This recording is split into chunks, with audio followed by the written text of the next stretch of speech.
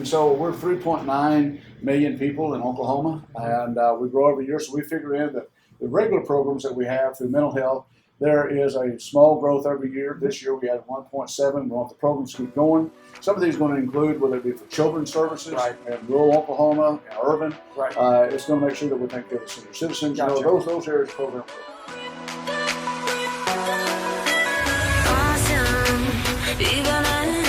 I'm walking through the bed without any purpose. Nobody around me. I'm trying to. All right, hey guys, what's going on? Hayden Cleveland back here again with another episode of Budget Breakdown here in Senator Roger Thompson's office, the Appropriations Chair for the Senate. So, Senator, thank you for having us back up again. Always glad to have you. Absolutely. So, guys, if you've been watching the past few episodes that we've been doing updates for everybody on what the new investments are into some of the major agencies that we have here in the state. So far, we've talked about new investments that the legislature has made into education, common education, higher education. Then we got into public safety, DOC, and DPS. Today, we are going to be shifting gears just a little bit into the health and kind of mental health side of things. So is that correct, Senator? Absolutely. And I thought we'd talk about mental health. You know, we've had the opioid trial that's going on, and of course the state just won $572 million from Johnson & Johnson. We're still working with the Attorney General's office to find out exactly how that money is to be used and what the stipulations of the lawsuit. What we do know is that Commissioner White and mental health and substance abuse was involved in the abatement plan. Okay. And so I thought, well, that's on everybody's mind. Let's do mental health this week. Perfect. Let's talk about it.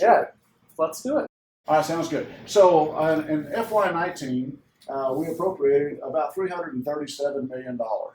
And in FY20, that number grew to $351,218,376.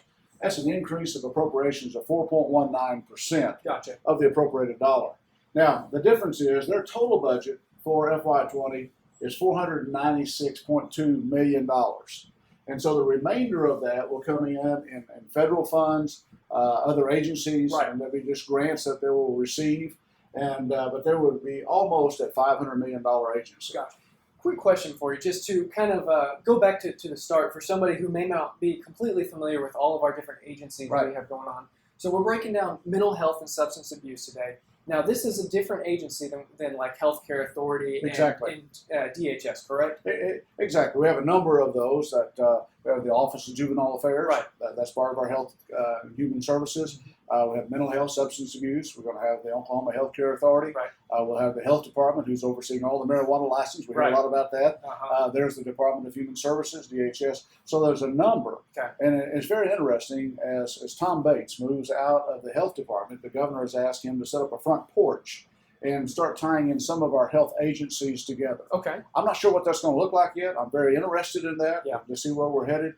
But there's got to be this communication link in all of our health departments. Now, today we're just taking one of those on mental health. And mental health is such a big issue, especially now in Oklahoma. I'm glad that we're able to break down specifically the mental health side of it. That's right. Okay, so what are a few of the new investments that we have? You bet. Let's talk just a little bit. You know, over in the other areas, we've been talking about criminal justice reform. And so to do that, we want it to be more than just a conversation. And so Smart on Crime, we invested $10 million in Smart on Crime this year.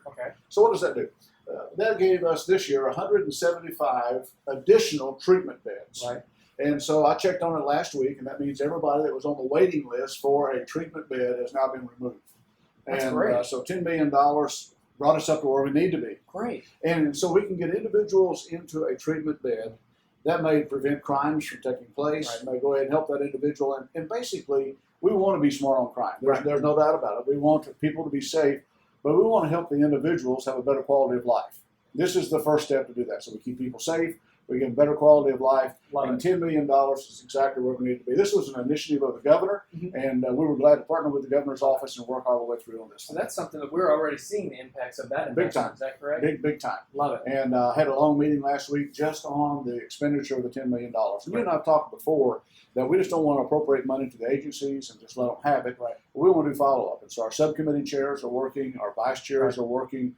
And I'm working, making sure that where we want the money to go is where it goes. Love it. Okay. And so Smart on Crime. And the second area there is in our program growth. And so we're 3.9 million people in Oklahoma, and we grow every year. So we figure in that the regular programs that we have through mental health, there is a small growth every year. This year we had 1.7. We want the programs to keep going. Some of these are going to include whether it be for children's services in rural Oklahoma and urban. Right. It's going to make sure that we're taking care of the senior citizens. Gotcha. You know, those areas program growth. Gotcha. Suicide prevention, we picked that up this year. It is a program that the feds used to fund for $500,000 a year. We want to make sure that we're still helping those people who are most vulnerable, that they need to have that conversation, they need help and services. And the loss of the federal grants, we picked up the $500,000. We had people who were already involved in that particular treatment. Right. And we said, we can't say, hey, I'm sorry, the feds quit, we quit. Right, exactly. And so we want to make sure the folks are taken care of. And then the last area of the new funding this year that we had was asbestos abatement. And the old Norman Hospital has been sitting vacant for a number of years. Yeah. It is not only just a health hazard, an eyesore. Cleveland County is interested in partnering with us. Let's get it torn down. Let's get it cleaned up. Right. And they basically said, if you guys will deal with the asbestos, we'll deal with the rest of it. Really? And so we have a one-time expenditure of $1.9 million. And I want to emphasize one time. Some of these others will go on. Smart on Crime will go on. Program growth. Suicide prevention, I anticipate we'll continue this. This is a one-time expenditure of $1.9 million just to get rid of the abatement of the asbestos in the old hospital, get it torn down, make it usable, and take care of things. So that's our new investments. So I want to kind of jump on something that you just mentioned there, that this is an example of a one-time expense. Right. The things that you mentioned, like Smart on Crime or program growth, things like that, are continual investments. So that kind of want to ask you about some of the continual investments, and that kind of leads us to this next section. I think that I want you to break down for us. Is very much some of the investments that we've had throughout the years. So whether we're talking about education or we're talking about DOC or DPS,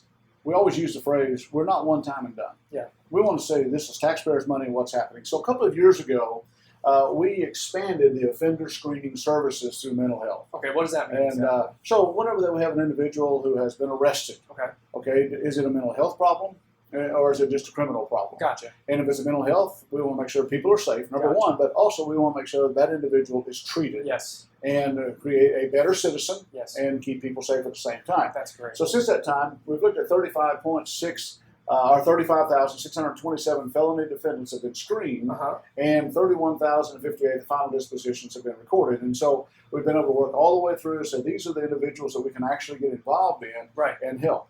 Now, the cool thing about that is sometimes if you can get involved in the mental health of it, we're not incarcerating those individuals. And if you look at the average price of incarceration is like $20,400 a year. And so we save money. But again, we're helping individuals, and we're doing exactly what the legislature decided to do 2 years ago. We want to make a difference in our society and in the lives of these people. And you nailed it right there. This is such a huge deal because it immediately starts to address the issue of somebody who might be dealing with mental health issues, not just a criminal issue that needs to be addressed. So is that kind of what you're getting at there? Exactly. And I left off a word up there a while ago, and I did that on purpose because we started reforms over 2 years ago. Wow. And that's what we want to be. We want to move our people away from the criminal justice. We want to make sure they get the treatment, keeping people safe. This has been a major win for Oklahoma. Huge update. Everyone's keeping going. That's great. The other one that I want to talk about, this deals with dollars and cents. 2012, Medicaid was shifted from the Healthcare Authority. Now, when we deal with the Center of Medicaid and Medicare Services, CMS, they will deal with one entity within the states. Okay. And so they deal with the Healthcare Authority. So all of our Medicaid money will flow through the Healthcare Authority. Okay. 2012, we said, let's shift the Medicaid for mental health, and let's shift that over to the mental health and let them administer that. Right. I mean, they're the ones working with the patients anyway, what's actually needed in Medicaid for mental health. Okay. Keeping in mind the state has to do some match, whatever that is going to be. And that depends on the federal matching rate.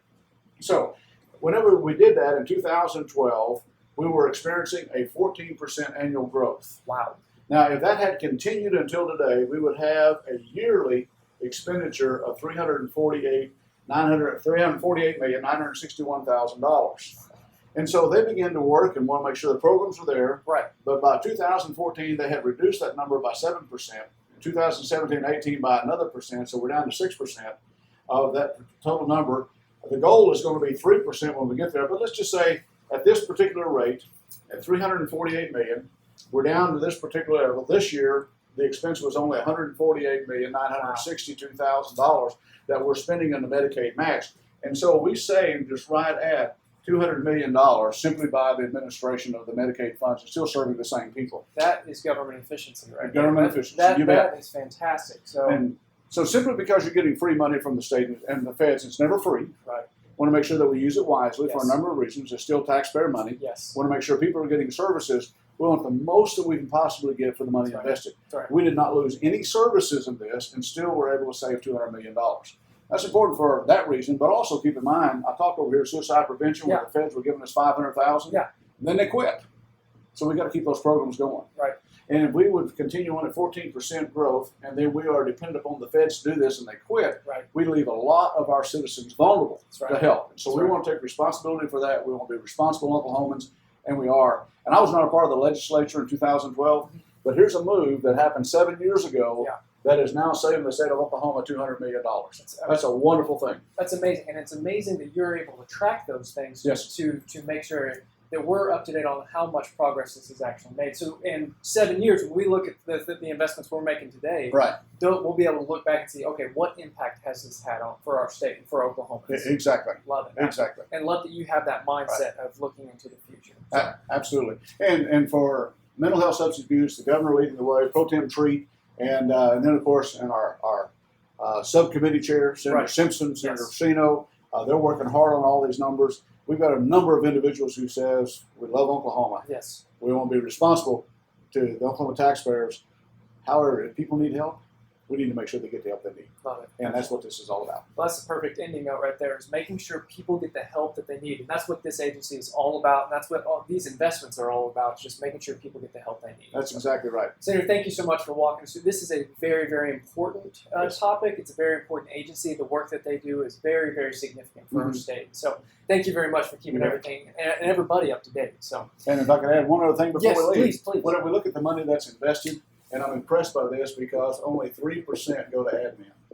And so Huh. they run the entire operation Wow, with 97% of their money going actually out to the services. pretty rare, isn't it? It is. That's pretty awesome. That's cool. awesome. Hey guys, thank you so much for joining us today. I hope you were able to learn a little bit from Senator Thompson today about the mental health and substance abuse, specifically the new investments the legislature's been able to make into their agency, and Absolutely. then also a great update on some of the previous investments that were made and changes that were made.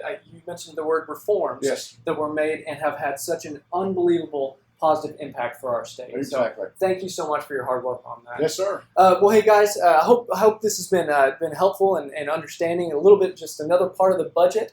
If you do have any questions, feel free to comment down below this video. We can get you more information anytime.